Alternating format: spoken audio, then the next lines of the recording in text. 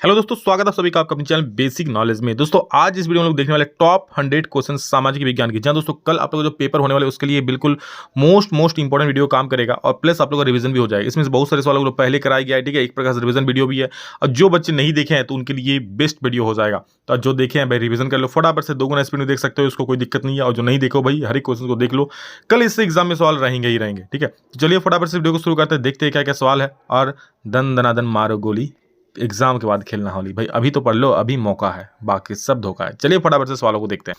सबसे पहला सवाल आप लोगों का है क्या कि हिंद स्वराज नामक पुस्तक के लेखक कौन हैं? हिंद स्वराज नामक पुस्तक के लेखक कौन है? जी हाँ दोस्तों, most important question. Hind Swaraj नामक पुस्तक के लेखक कौन है? सबको पता है, महात्मा गांधी इनके लेखक हैं। महात्मा गांधी एक पुस्तक लिखे थे। अगला सवाल है, महात्मा गांधी द्वारा वायसराय इरविन को लिखे खत में सबसे महत्वपूर्ण, और परिचय लिखा इरविन होता, महत्वपूर्ण किस वस्तु पर लगाए गए कर को खत्म करने के बारे में था? जी हाँ, तो इसका हो जाएगा दोस्तों आप लोगों का नमक। नमक पर कर लगा दिया गया था और इसके विरुद्ध में महात्मा गांधी ने पत्र लिखा था, बट इरविन साहब ने मना कर दिया था। फिर महात्मा गांधी ने दांडी यात्रा शुरू कर दिया था और वहीं से दोस्तों सविनय अवज्ञा आंदोलन की शुरुआत हुई थी। याद रखना, 12 मार्च 1930 को सविनय अवज्ञा आंदोलन शुरू हुआ था, सॉरी नमक यात्रा शुरू हुआ था। और आप लोग कमेंट करके बोलना कि कौन सा तारीख को, ठीक है, नमक बनाकर नमक कानून को तोड़ा गया था। कमेंट करके जरूर बोलना। नेक्स्ट क्वेश्चन है, मैं ये वीडियो में बता चुका हूं इसको। जालियांवाला बाग मैदान में अमृतसर के गांव वाले किस मेले में शिरकत करने के लिए गए थे? कौन सा मेले में जमा हुए थे? तो भाई बैसाखी मेला हो जाएगा इसका सही उत्तर। प्रथम विश्व युद्ध में रक्षा व्यय में भारी इजाफा होने के कारण खर्चे की भरपाई के लिए निम्न में से क्या किया गया? तो भाई युद्ध के नाम पर कर्ज भी लिया गया, सीमा शुल्क भी बढ़ा दिया गया, करों में भी वृद्धि यानी टैक्स में वृद्धि कर दिया गया, और इनमें से सभी। तो भाई इनमें से सभी इसका सही उत्तर हो जाएगा, ठीक है। सब कुछ किया गया था जब प्रथम विश्व युद्ध में पूरा हालत खस्ता हो गया था, तहस नहस हो गया था उस वक्त। अहिंसा का धर्म सभी भारतीयों एकता सूत्र बांध सकता है, यह विश्वास किनका? तो अहिंसा वाला बात है भाई, महात्मा गांधी सबसे पहले रहेंगे। ऑप्शन नंबर 1 सही हो जाएगा। जालियांवाला बाग मैदान में अमृतसर के गांव वाले लोग किस मेले में शिरकत करने के लिए जमा हुए थे? तो भाई बैसाखी में। तो रिपीटेड क्वेश्चन है। चलो नेक्स्ट, असहयोग आंदोलन की समाप्ति किस घटना से हुई? बच्चा बच्चा याद क्या एकदम दिमाग में आ गया है, चौरी चौरा नामक हिंसात्मक घटना से हुई थी, ठीक है।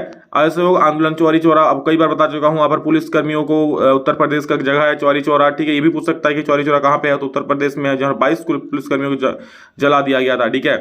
नेक्स्ट क्वेश्चन देखिए, भारत छोड़ो आंदोलन की शुरुआत कब हुई थी? तो भाई भारत छोड़ो आंदोलन 1942 में शुरू हुआ था, ठीक है। और इसी आंदोलन के दौरान महात्मा गांधी जी ने करो या मरो का नारा दिए थे। नेक्स्ट क्वेश्चन हम लोग का है, गदर पार्टी का स्थापना मैट्रिक बताया था भाई, गदर में सनी देओल है तो इसमें हरदयाल रहेंगे, तो लाला हरदयाल जी गदर पार्टी का स्थापना किए थे। अगला प्रश्न है आप सभी के सामने, देखो, स्वदेशी आंदोलन की प्रेरणा से भारत माता की छवि को किसने चित्रित किया था? तो भाई अविंद्रनाथ चटर्जी हो जाएगा, ठीक है। अविंद्रनाथ चटर्जी, अविंद्रनाथ टैगोर, ठीक है। ऑप्शन नंबर ग बिल्कुल सही उत्तर हो जाएगा। इन्होंने स्वदेशी आंदोलन की प्रेरणा से भारत माता की छवि को चित्रित किया था। अगला प्रश्न है, अविंद्रनाथ टैगोर, सॉरी दामोदर घाटी जो कि पश्चिम बंगाल तथा झारखंड में है, ठीक है, झरिया, रानीगंज, बोकारो आदि किस कोयला क्षेत्र के अंतर्गत आते हैं? टर्शियरी, प्राइमरी, गोंडवाना की बादामी? तो भाई ये गोंडवाना के अंतर्गत आता है, ठीक है। मेनली कोयला 2 टाइप्स के होता है, एक टर्शियरी और एक गोंडवाना, ठीक है। अब पुराने अपना एजिस के आधार पर डिसाइड होता है, ठीक है।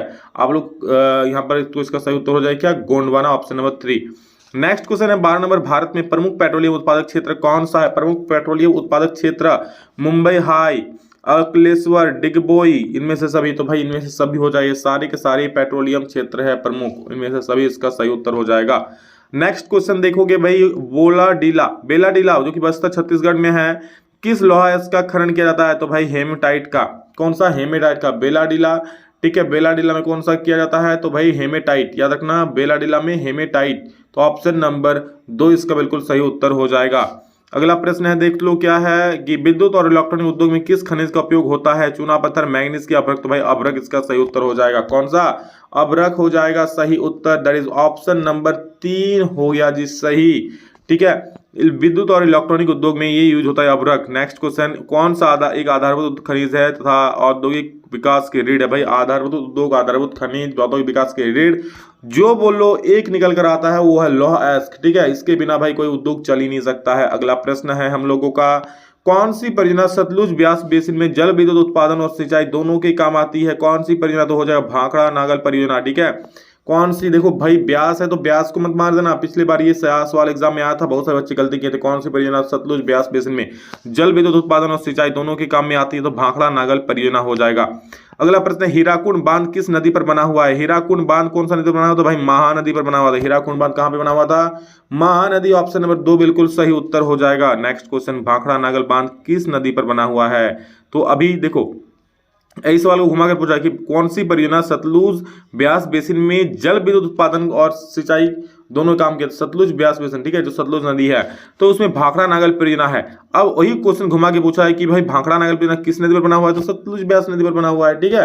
ऑप्शन नंबर 3 बिल्कुल सही उत्तर हो जाएगा। और अगला सवाल देखेंगे, निम्नलिखित में से किस, देखो इससे आप लोग का सीख भी रहे हो, जो चीज नहीं पता, और रिवीजन भी हो रहा है, ठीक है। फटाफट से रिवीजन आप लोग का वन शॉट हो जा रहा है, और जो सीख भी रहे हो, बहुत अच्छा सवाल है। निम्नलिखित में से किस नदी पर टिहरी बांध बनाया गया है? तो भाई भागीरथी। टिहरी और भागीरथी याद रखना, रॉ याद रखना, उसे टिहरी और भागीरथी हो जाएगा। ऑप्शन नंबर 1 टिहरी और में मतलब टिहरी बांध कहां बनाया गया? तो भागीरथी नदी पर बनाया गया है। अगला प्रश्न है, नागार्जुन सागर बांध किस नदी पर? तो नागार्जुन, इसमें अर्जुन का नाम आ रहा है तो श्री कृष्ण जी रहेंगे साथ में, ठीक है, जय श्री कृष्णा। तो ऑप्शन नंबर 3 इसका बिल्कुल सही उत्तर हो जाएगा। नागार्जुन सागर बांध किस नदी पर स्थित है? तो श्री कृष्णा नदी पर।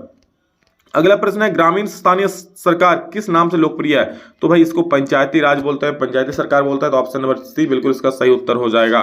नेक्स्ट क्वेश्चन है, केंद्र और राज्य सरकारों के बीच में होने वाले विवादों का निपटारा कौन करता है? तो केंद्र और राज्य सरकारों के बीच में होने वाले विवादों का निपटारा करता है न्यायपालिका। सबसे ऊपर बैठे हुए हैं ना भाई, कुछ भी विवाद हो चल जाओ न्यायपालिका। ऑप्शन नंबर 1 बिल्कुल सही उत्तर हो जाएगा। अगला, समवर्ती सूची में कितने विषय है? समवर्ती सूची में कितने विषय है? तो समवर्ती सूची में याद रखना, इसमें दोस्तों 52 विषय है। समवर्ती सूची में कितने विषय है भाई? समवर्ती सूची में 52 विषय है, ठीक है, ठीक है। तो याद रखना, बहुत इंपॉर्टेंट क्वेश्चन है। समवर्ती सूची में 52 विषय है। अगला सवाल है, निम्नलिखित में से कौन सुमेलित नहीं है? तो भारतीय संघ में राष्ट्रपति होता है, राज्य में उपराष्ट्रपति नहीं नहीं नहीं, नगर में नगर निगम होता है, ग्राम पंचायत सरपंच मुखिया होता है। तो राज्य में उपराष्ट्रपति नहीं होता, ये भी तो भारतीय संघ में ही होता है। हर एक राज्य का अलग अलग उपराष्ट्रपति थोड़ी होता है। तो ऑप्शन में ख आपका असत्य हो जाएगा। संविधान में कुल कितनी भाषा का अनुसूचित? भाई 22 भाषाओं को 8वीं अनुसूची में रखा गया है। और क्या बताया है, निम्नलिखित में कौन सुमेलित नहीं है? तो देखो, राज्य सरकार राज्य सूची का बनाता है कानून, बिल्कुल सही बात है। केंद्र सरकार संघीय सूची पर कानून बनाता है, बिल्कुल सही बात है। केंद्र और राज्य सरकार समवर्ती सूची, बिल्कुल सही बात है। स्थानीय सरकार अवशिष्ट अधिकार ये नहीं होता है भाई, स्थानीय जो सरकार है इसके पास अवशिष्ट अधिकार नहीं होता। अवशिष्ट अधिकार किसका होता है? तो ये केंद्र सरकार के पास होता है मेरे भाई। तो 26 का घ बिल्कुल सही उत्तर हो जाएगा। भारत में विकेंद्रीकरण के संबंध में कौन सा? विकेंद्रीकरण के संबंध में क्या संबंध है? तो डायरेक्ट याद रख लो, वास्तविक विकेंद्रीकरण की दिशा में 1992 में एक बड़ा कदम उठाया गया था, ठीक है। और इसी टाइम पे दोस्तों महिलाओं को पंचायत सरकार में राज्य में 1/3 पद आरक्षित किया गया था। तो ख नंबर बिल्कुल सही हो जाएगा। 1992 में एक बड़ा कदम उठाया गया था वास्तविक विकेंद्रीकरण की दिशा में। भारत में स्थानीय शासन प्रणाली कितने स्तर की है? तो भाई 3 स्तर की है, बताइए। केंद्र सरकार, उसके नीचे राज्य सरकार, उसके नीचे पंचायती राज सरकार। नेक्स्ट क्वेश्चन, संघीय सरकार की विशेषता नहीं है। संघीय सरकार की विशेषता कौन सा नहीं है भाई? राष्ट्रीय सरकार को अपने कुछ अधिकार प्रांतीय सरकार, देखो संघीय सरकार की विशेषता कौन नहीं है? राष्ट्रीय सरकार अपने कुछ अधिकार प्रांतीय सरकार को देती है। अधिकार विधायिका, कार्यपालिका और न्यायपालिका के बीच बंट जाते हैं। निर्वाचित पदाधिकारी ही सरकार में सर्वोच्च ताकत का उपयोग करता है। भाई ये नहीं है, ठीक है। जो पदाधिकारी निर्वाचित होते हैं वो क्या सर्वोच्च ताकत का उपयोग करते हैं? नहीं भाई, उसके ऊपर भी कई महामहिम बैठे रहते हैं, उसके नीचे भी कई सारे लोग रहते हैं, तो उसी के पास सारा अधिकार नहीं रहेगा, ये तो गलत बात है। तो ये भाई विशेषता नहीं है, गौ नंबर सही हो जाएगा। और आगे देखोगे 30 नंबर बोला कि निम्न में कौन सुमेलित है? भाई सुमेलित कौन है? संघ सूची, पुलिस, कृषि, व्यापार, बिल्कुल गलत हो जाएगा। संघ सूची में पुलिस थोड़े होता है, ये तो राज्य सूची में आ जाएगा। राज्य सूची में प्रतिरक्षा बैंक, नहीं, ये तो संघ सूची में उल्टा पुल्टा कर दिया है भाई।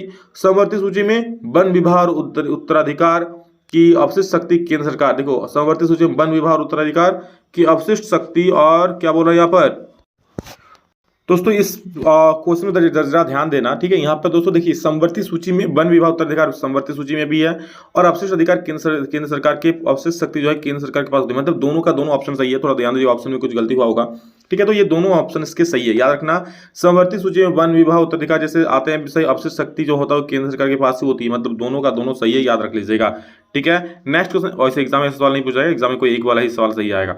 विश्व बैंक की विश्व विकास रिपोर्ट 2017 के अनुसार क्या है? वे देश जिनकी प्रति व्यक्ति है $12,056 प्रति वर्ष या उससे अधिक है, वे समृद्ध देश है। वे देश जिनकी प्रति व्यक्ति है $955 के या उससे कम है, तो ये निम्न आय वाले देश है।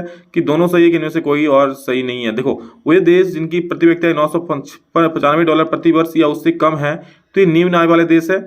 कि वे देश जिनकी प्रति व्यक्ति $12,056 प्रति वर्ष या उससे अधिक है वे समृद्ध देश है। ठीक है, तो भाई इसका जो सही उत्तर हो जाएगा ना आप लोगों का, तो इसका सही उत्तर आप लोगों को हो जाएगा कौन नंबर, वे देश जिनकी प्रति व्यक्ति ऑप्शन में मत जाना, ये शायद ये गलत दिया हुआ है कि जिनकी प्रति व्यक्ति $12,056 या उससे अधिक है वही समृद्ध देश होते हैं। ठीक है, तो भाई इससे जो कम रहेगा समृद्ध नहीं होंगे। ठीक है, तो भाई $995 या उससे कम है वो निम्न आय वाले देश थोड़ी होंगे।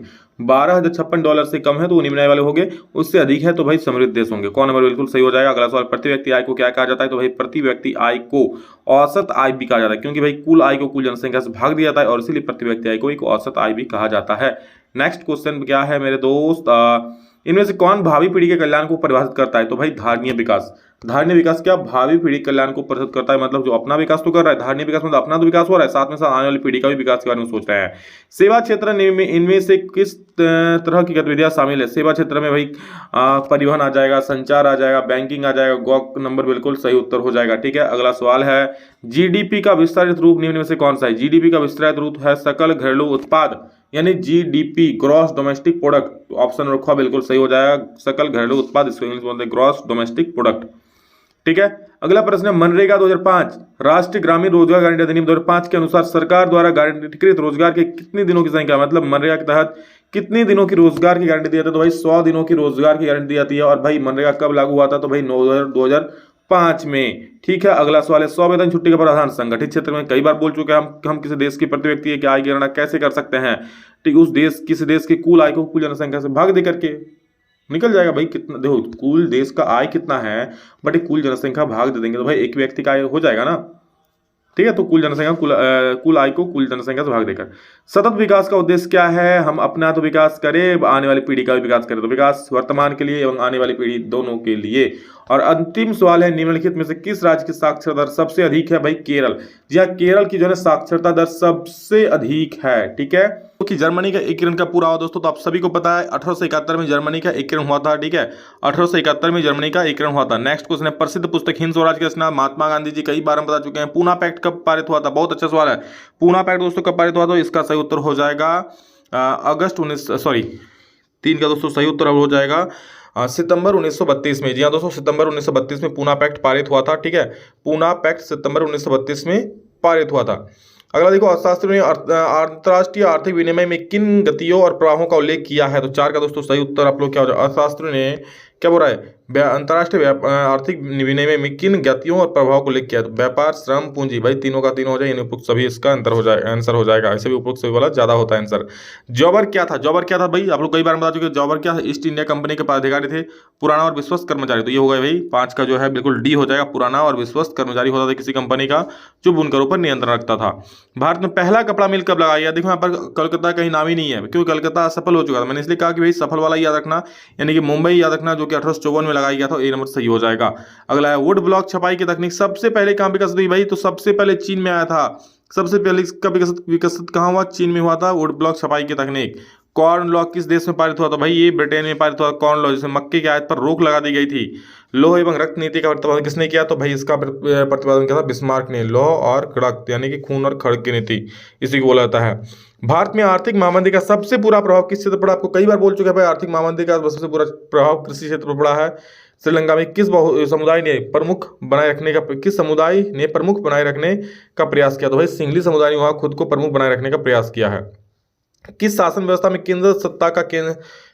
सत्ता का केंद्र और राज्यों के बीच विभाजन होता है। कौन सा शासन व्यवस्था में ऐसा होता है कि सत्ता केंद्र और राज्य सरकार दोनों के बीच में बटेगा, ये होता है भाई अपना क्या संघीय शासन व्यवस्था में, जो कि भारत में है। ऑप्शन नंबर बी बिल्कुल सही उत्तर हो जाएगा। एकात्मक में नहीं होता है, संघात्मक में ही होता है, संघीय शासन व्यवस्था में ही होता है। क्लियर है, चलिए अगला प्रश्न देखते हैं भाई। अगला क्वेश्चन क्या बोल रहा है,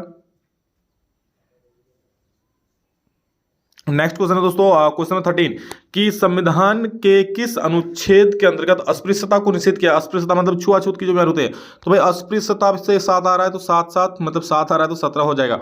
याद रखना, अस्पृश्यता का जो भेद मतलब होता है, इसको अनुच्छेद 17 के द्वारा समाप्त कर दिया गया है। शिक्षा, वन विभाग, गोद लेना, उत्तराधिकार आदि विषय किस सूची के अंतर्गत आते हैं। भाई ये सारे के सारे जो शिक्षा है, वन विभाग, गोद लेना, सारे समवर्ती सूची में आते हैं, यानी इस पर केंद्र सरकार और राज्य सरकार दोनों कानून बना सकते हैं। नर्मदा बचाओ आंदोलन का मुख्य उद्देश्य क्या था। भाई नर्मदा बचाओ आंदोलन का मुख्य उद्देश्य था नर्मदा नदी पर जो डैम बनाया जा रहा था वो न बनाना, यानी कि बांध बनाने से रोकना था। ऑप्शन नंबर बी सही हो जाएगा। अगला प्रश्न है भारत राष्ट्रीय कांग्रेस की स्थापना कब हुई? तो भारतीय राष्ट्रीय कांग्रेस की स्थापना 1885 में हुई थी। ऑप्शन नंबर बी सही हो जाएगा। ठीक है, चलिए अगला सवाल है, संयुक्त राज्य अमेरिका में नागरिक अधिकार आंदोलन कब हुआ? तो संयुक्त राज्य अमेरिका में दोस्तों नागरिक अधिकार आंदोलन जो हुआ था 1954 से लेकर के 1968 के बीच में हुआ था। 17 का जो है बी नंबर बिल्कुल सही उत्तर हो जाएगा। क्लियर है, चलो आगे बढ़ते हैं।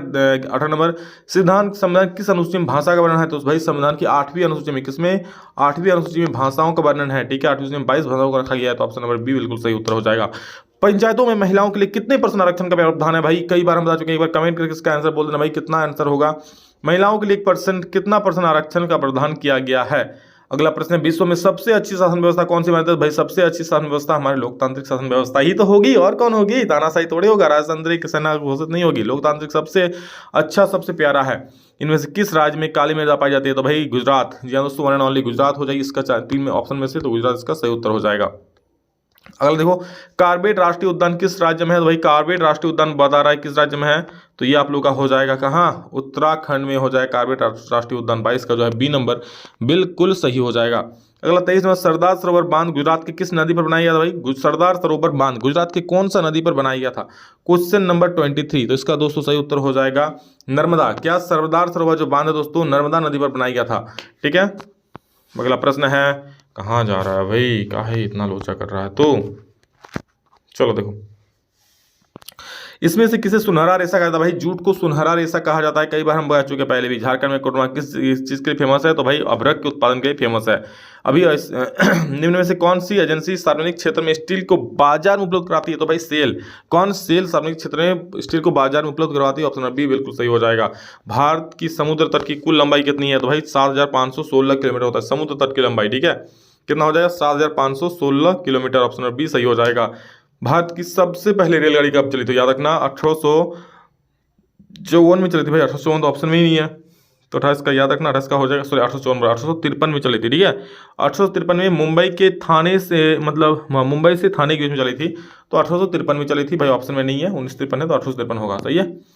आगे देखो कि निम्न में से कौन परंपरागत ऊर्जा स्रोत को उदाहरण? परंपरागत ऊर्जा स्रोत मतलब क्या? जो ऊर्जा स्रोत पहले यूज हो रही थी बट अभी नहीं हो रही है। तो भाई कोयला पहले तो यूज हो रहा था, अभी नहीं हो रहा है, मतलब सॉरी, परंपरागत मतलब क्या? जो पहले हो रही थी, पहले बहुत पहले से होती हुई आ रही है और अब भी हो ही रही है, तो भाई वो क्या हो जाएगा? कोयला हो जाएगा ना। इसका यूज पहले से हो रहा था और अब भी हो रहा है, तो ये हो जाएगा परंपरागत ऊर्जा स्रोत। ठीक है, मतलब भाई परंपरा में कोयला जलाना है। आगे देखो, 1992 में पृथ्वी सम्मेलन किस देश में आयोजित हुआ था? बहुत इंपॉर्टेंट सवाल है। ब्राजील में हुआ था भाई। कहाँ पे हुआ था? ब्राजील में, रियो डी जेनेरो में। पिछली बार यही सवाल पूछा था, बस यही पूछा था कि ब्राजील में नहीं, वहाँ रियो डी जेनेरो ऑप्शन में था। तो भाई सुन लो, एग्जाम में कुछ भी सवाल पूछ सकता है, इसलिए समझ लो।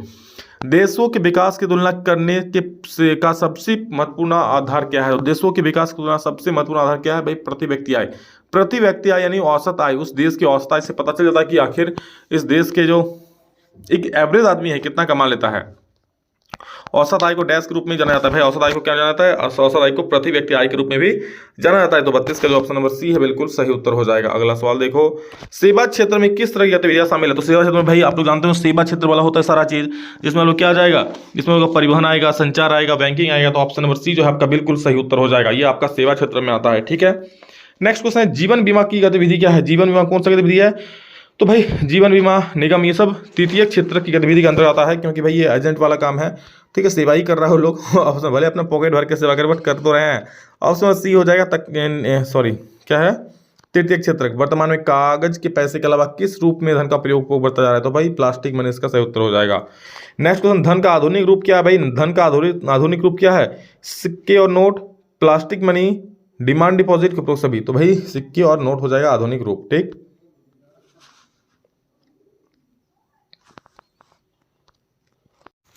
दोस्तों यहाँ पर सॉरी, यहाँ पर सही हो जाएगा, उपरोक्त सभी इसका उत्तर हो जाएगी। Option number D. Next question देखो क्या बोल रहा है। अगला बोल रहा है, बहुराष्ट्रीय कंपनियां क्या आकर्षित करती है? तो मतलब बहुराष्ट्रीय कंपनियों को क्या आकर्षित करती है? बहुराष्ट्रीय कंपनियां जो है उनको क्या आकर्षित कर रही है किस देश में? तो भाई सस्ता श्रम और क्या उत्पाद के लिए तैयार माल। ठीक है, उन लोगों को तैयार माल मिल रहा है, सस्ता श्रम कारीगर मिल जा रहा है, तो इसलिए वो लोग आकर्षित कर रहा है। अगला प्रश्न है 37वां हो गया, 38वां देखो हो गया ना। हाँ 38 क्या बोल 38 नंबर की निम्नलिखित में से कौन सार्वजनिक मरम्मत सेवाओं के अंदर? देखो सार्वजनिक मरम्मत या सार्वजनिक सेवा, ठीक है, मरम्मत नहीं होगा, सार्वजनिक सेवाओं के अंदर आता है। सार्वजनिक सेवा मतलब आता है भाई सरकारी वाला एरिया कौन है? डाक सेवाएं, पोस्ट ऑफिस। तो ऑप्शन ये सही हो जाएगा।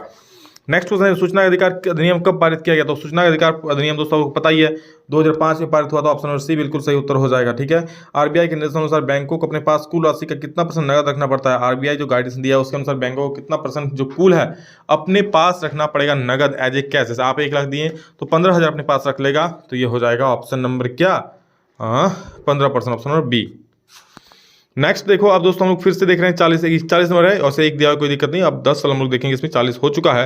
ये सवाल बोल रहा है ये वियना कांग्रेस की मेजबानी किसने किया था? तो भाई वियना कांग्रेस की जो मेजबानी है वो किसने किया था? इसका सही उत्तर हो जाएगा भाई Duke, I think Duke Metternich नहीं किया था। ठीक है, तो एक का दोस्तों सही उत्तर ऑप्शन नंबर ए हो जाएगा। जालियांवाला बाग हत्याकांड 13 अप्रैल 1919 का वो दिन कोई भूल सकता है क्या? पूना पैक्ट किनके बीच में हुआ था? बहुत अच्छा सवाल है। पूना पैक्ट दोस्तों किनके बीच में हुआ था? पूना पैक्ट हुआ था गांधी जी और अंबेडकर जी के बीच में। जब गांधी जी अनशन पर बैठ गए थे, अंबेडकर जी ने गया उनको मनाया बनाया। ठीक है, जो अंबेडकर जी अलग पृथक चुनाव के सवाल पर पड़ गए थे इसलिए। ठीक है, तो कमेंट करके बोलना भाई जो पूना पैक्ट हुआ था कब हुआ था, आपको इसी वीडियो में बताया हूँ मैंने। अफ्रीका में रिंडरपेस्ट नामक बीमारी कब फैली? तो रिंडरपेस्ट मतलब मवेशी रोग जो पशु में आया था भाई, ये कब फैली? तो ये आप लोग का 1890 के दशक में फैली थी। ऑप्शन नंबर सी बिल्कुल सही उत्तर हो जाएगा। अगला प्रश्न, यूरोप में कामकाज बनाने का पहला कारखाना कहाँ खोला गया? यूरोप में कामकाज नहीं, कागज कागज बनाने वाला पहला कारखाना कहाँ खोला गया? तो इसका सही उत्तर दोस्तों हो जाएगा जर्मनी में। ठीक है, जर्मनी में दोस्तों कागज बनाने वाला पहला कारखाना खोला गया। अब देख सकते हो जर्मनी का कितना आगे है, किस प्रकार उसको डेवलपमेंट किया है उसका। बृहद उत्पादन की नीति अपनाई थी। बृहद उत्पादन की नीति अपनाई थी, किसने अपनाई थी भाई? हेनरी फोर्ड ने अपनाई थी अपने कारों में निर्माण करके।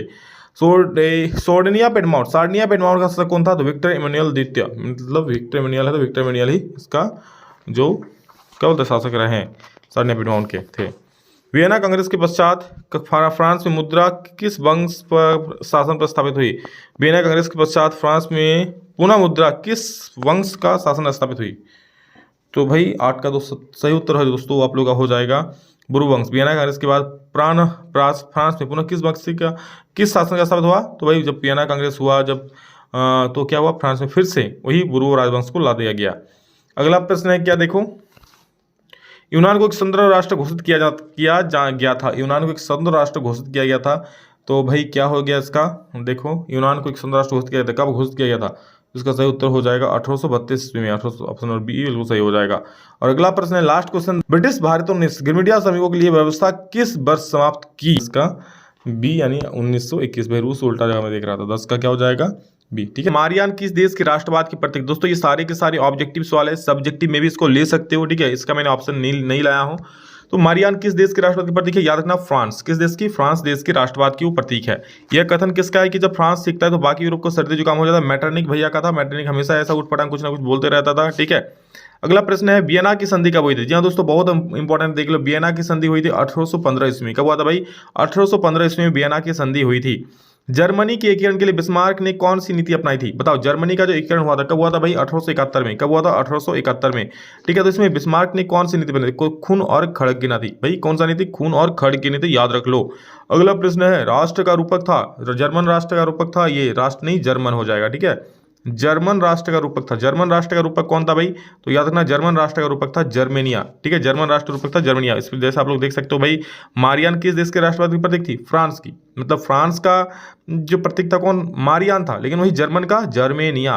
फ्रांसीसी गणराज्य का प्रतिनिधित्व रखने वाला रूपक कौन है? फ्रांसीसी, तो अभी बताया फ्रांसीसी जो गणराज्य था उसका प्रतिनिधित्व कौन करता? मारियान करता था। और जर्मनी गणराज्य का प्रतिनिधित्व करने वाला जर्मेनिया था। देखो ये लोग एक नारी रूपक था। ठीक है, फ्रांस मारियान जर्मनी, जैसे भारत माता की जय बोलते हैं ना हम लोग, भारत माता को किस प्रकार चित्रित करते हैं, उसी प्रकार उन लोगों ने राष्ट्रवाद की भावना को एक करने के लिए, राष्ट्रवाद की भावना बढ़ाने के लिए मारियान और जर्मनिया नामक लोग अपना नाम रखा था।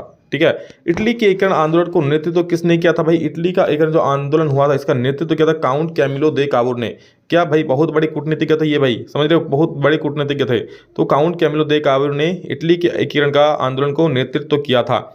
अगला प्रश्न, जालियांवाला बाग हत्याकांड किसके आदेश पर हुआ? तो भाई जनरल डायन के नाम पर। डायन बोलो या डायर बोलो, बात एक ही है, क्योंकि भाई था तो बहुत खराब आदमी। ठीक है, एक गधा कमीना था। तो जनरल डायर याद रख लीजिएगा। जनरल जालियांवाला बाग हत्याकांड किसके आदेश पर हुआ था? तो जनरल डायर के आदेश पर। ठीक है, आपको पता है अंधाधुंध गोलियां चलाई गई थी। और कब हुआ था भाई जालियांवाला बाग? कब हुआ था बता दो, 13 अप्रैल 1919। कब हुआ था भाई? 13 अप्रैल 1919। और एक चीज इसके साथ लगातार याद रखना, 1919 में क्यों हुआ था? क्योंकि 1919 में क्या हुआ था भाई? 1919 में कानून लाया था। कौन सा कानून? रॉलेट एक्ट, ठीक है। और इसके विरोध में भाई बहुत सारी जनसभाएं हो रही थी। फिर सरकार ने क्या किया, मार्शल लॉ लगा दिया था इलाके में, और जिस वजह से जब मेला में भीड़ हुई तो भीड़ में अंधाधुंध गोलियां चला दी गई। साइमन कमीशन किस वर्ष भारत आया था? तो 1928 में आया था। कब आया था साइमन कमीशन? 1928 में। किस लिए आया था? भारत में संविधान सुधारों के बारे में चर्चा करने के लिए, कि संविधान में कुछ अगर सुधार हो सकता है तो करेंगे। लेकिन इसका भरपूर विरोध हुआ था। साइमन गोबैक के नारे लगे थे। दलित वर्ग एसोसिएशन की स्थापना किसने की? दलित वर्ग या दलित एक ही बात होता है लगभग।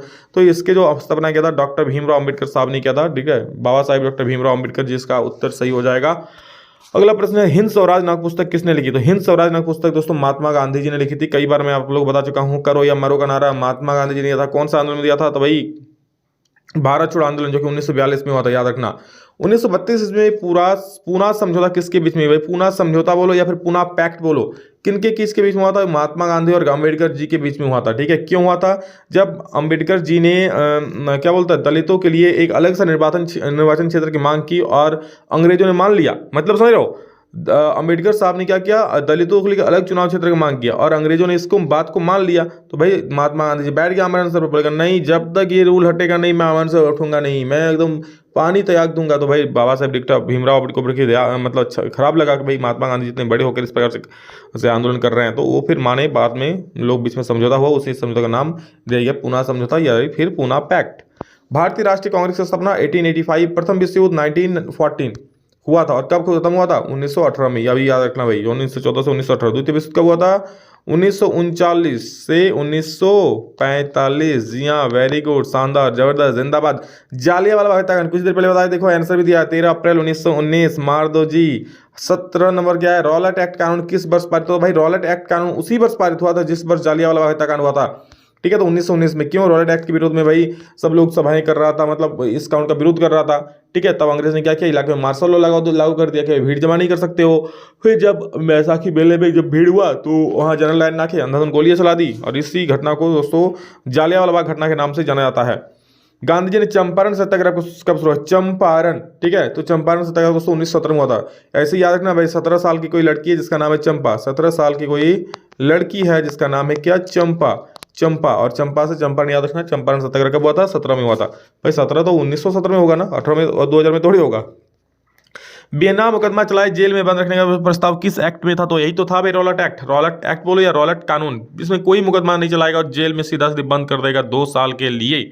अगला प्रश्न, चोरी चोरा के हिंसात्मक घटना के बाद गांधी जी ने किस आंदोलन हो गया बेटे, किस आंदोलन को वापस ले लिया? तो भाई असहयोग आंदोलन को चोरी चोरा घटना के बाद वापस ले लिया था, ठीक है। महात्मा गांधी दक्षिण अफ्रीका से भारत कब आए? तो 1915 में आए। ऑल इंडिया मुस्लिम लीग की स्थापना किस वर्ष हुई? तो याद रखना 1906 में दोस्तों ऑल इंडिया मुस्लिम लीग की स्थापना की गई थी। गांधी जी ने नमक कानून कब भंग किया? तो आपको पता है 12 मार्च 1930 को चले थे। कब चले थे? याद रखना 12 मार्च, ठीक है, 1930 को अपने 78 अनुयायियों के साथ, 78 लोगों के साथ चले थे, और फाइनली 6 अप्रैल 1930 को पहुंच करके नमक कानून को भंग किया। दांडी में पहुंचकर नमक बनाया और इस कानून को भंग किया।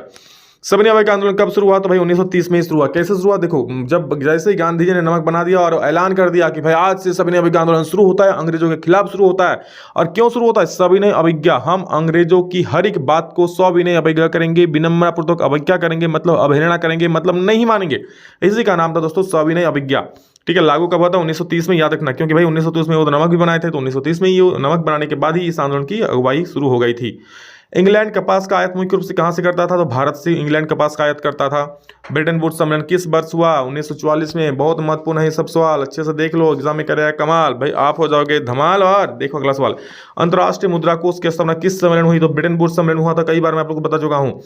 अमेरिकी महाद्वीप की खोज किसने की थी? फटाफट, क्रिस्टोफर कोलंबस ने किया था अमेरिकी महाद्वीप की खोज, ठीक है। उस खोज मतलब क्या, अमेरिका पहले भी था लेकिन दुनिया को पता नहीं था भाई अमेरिका नामक भी कोई देश है। तो क्रिस्टोफर कोलंबस हो सकता है समुद्र मार्ग में इधर उधर घूम रहे थे, तब देखा कि भाई वहां कोई देश है, बोल दिया भाई अमेरिका देश है वो। अगला प्रश्न है, ब्रिटेन वुड्स व्यवस्था, देखो उस वक्त जो देशों बीच में समुद्र था, फिर कहाँ कहाँ देश था, तो समुद्र रास्ते एक दूसरे जगह जा रहे थे, तब देशों के बारे में पता चला। इसी प्रकार भारत की भी खोज हुई थी। ब्रिटेन वुड्स व्यवस्था का ज्यादा लाभ किन देशों को मिला? ब्रिटेन वुड्स की लाभ दोस्तों विकसित देशों को ही मिला था, विकासशील देशों को नहीं मिला था। और इस वजह से दोस्तों विकासशील देशों ने अपने एक अलग समूह बना लिया जिसका नाम पड़ा क्या, G77, जो कि 77 विकासशील देशों का समूह था। आलू अकाल किस देश में हुआ था, आयरलैंड में हुआ था भाई आलू अकाल, जिसके कारण लोग भूखे मारे गए थे। सवाल पिछले साल पूछा गया था, देखो इनमें सवाल इस बार भी आएंगे, इनमें सवाल, इसलिए अच्छे से देखो। महात्मा गांधी द्वारा हिंद स्वराज पुस्तक कब लिखा गया, तो हिंद स्वराज पुस्तक दोस्तों लिखा गया महात्मा गांधी द्वारा, लेकिन कब लिखा गया, 1909 में लिखा गया था। कब लिखा गया था मेरे भाई, 1909 में। गांधी जी कितने वॉलंटियरों के साथ नमक यात्रा आरंभ किया था, बता दो बता दो बता दो। अरे भाई 78 वॉलंटियर, समझ लो पैदल चल गए थे, 240 किलोमीटर की यात्रा लगभग पैदल चले थे।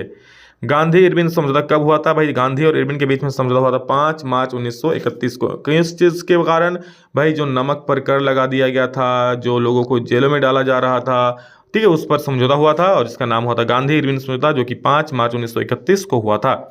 किस संधि के द्वारा यूनान को संयुक्त राष्ट्र घोषित किया गया, कुस्तुनतुनिया की संधि, समझ रहे हो, यूनान को संयुक्त राष्ट्र घोषित कब किया, तो कुस्तुनतुनिया की संधि के द्वारा दोस्तों यूनान को संयुक्त राष्ट्र घोषित किया गया। और कब हुई थी भाई कुस्तुनतुनिया की संधि, कब हुई थी, 1832 ईस्वी में, 1832 ईस्वी में, 1832 में, याद रख लेना भाई, गलती नहीं गलती नहीं, समझ रहे हो।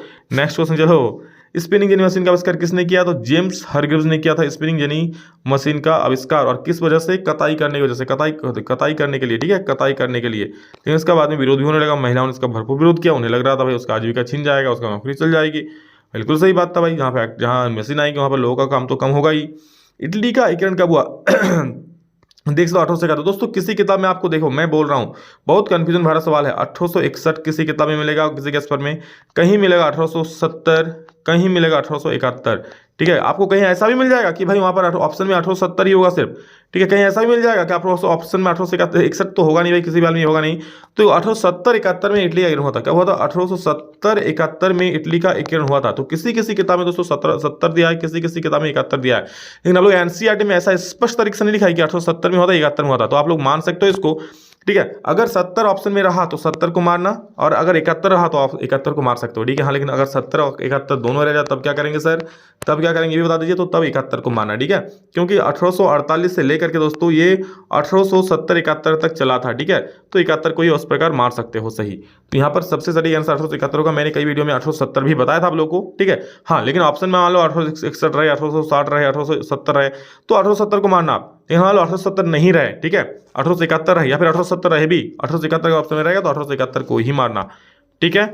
नेक्स्ट, वंदे मातरम गीत के रचयिता कौन थे भाई, बंकिम चंद्र चट्टोपाध्याय थे वंदे मातरम गीत के रचयिता।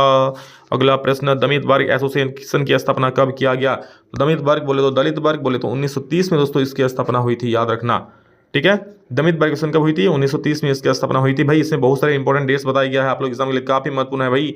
वीडियो को एक बार तो देखो, इसके बाद दोबारा रिवीजन भी करना 2-3 बार, ठीक है, ताकि सारी चीजें अच्छे से रिवीजन हो जाए, रिकॉल हो जाए। गांधी जी ने नमक कानून बनाकर नमक कानून को भंग किया था, नमक कानून को बनाया तो आपको मैंने बता दिया 12 मार्च को यहाँ से चला, 12 मार्च 1930 को चला, और भाई वहां पर 6 अप्रैल को पहुंच गए, कहां पर, दांडी, 6 अप्रैल को पहुंच गए और वहां पर नमक बना दिया। तो 6 अप्रैल 1930 को दोस्तों नमक बना करके भंग किए थे। और अगला प्रश्न है, कैरोल कुस्पकी कौन था, तो कैरोल कुस्पकी दोस्तों आप लोग का पॉलिश राष्ट्रवादी थे। तो आप लोग टॉप 100 सवाल, टॉप 100 से ज्यादा ही कर सकते हो, तो इसमें से सवाल कल जरूर देखने को मिलेगा। तो भाई फटाफट से सबको देख लो, पहले देखे हो तो भाई रिवीजन भी कर लिए होंगे अभी तक, ठीक है, और सभी को शेयर कर दो, सभी को इसको देख पाए, इसका लाभ उठा पाए, ठीक है। चलिए, तो love you all, thank you all of you, next जल्द मिलेंगे, तब तक जय हिंद, वंदे मातरम।